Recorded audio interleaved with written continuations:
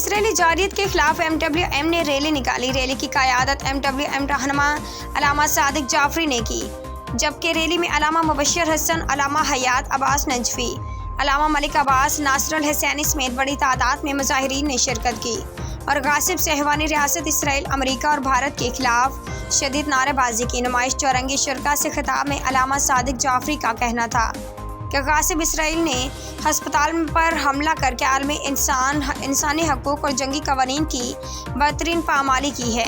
غزہ سمیت فلسطین کے دیگر شہروں میں گزشتہ 10 روز سے مسلسل وحشیانہ بمباری ہو رہی ہے، جس میں بے گناہ بچے، عورتیں، بزرگ اور جوان بے دردی سے شہید ہو رہے ہیں اور عالمی امن کی تنظیمیں اور اقوام عالم خاموش ہیں۔ اسرائیل بربریت میں امریکہ اور اس کے حواری برابر کے مجرم ہیں۔ انہوں نے کہا کہ اب تک حکومت پاکستان کی جانب سے اسرائیلی جارحیت کے خلاف کوئی واضح موقف سامنے نہیں آیا ہے۔ انہیں کس بات کا خوف ہے؟ غیرت مند پاکستانی کسی صورت میں اسرائیل کے وجود کو تسلیم نہیں کرتے۔ گزشتہ روز ہسپتال حملے میں 1000 سے زائد شہداء کا خون اسرائیل اور عرب حکمرانوں کے گلے پر ہے۔ مجلس وحدت مسلمین کی جانب سے 3 روزہ ملکی یوم اسموک کا اعلان کیا گیا۔ عمدہ میں پکائیں اور جی بھر کے کھائیں۔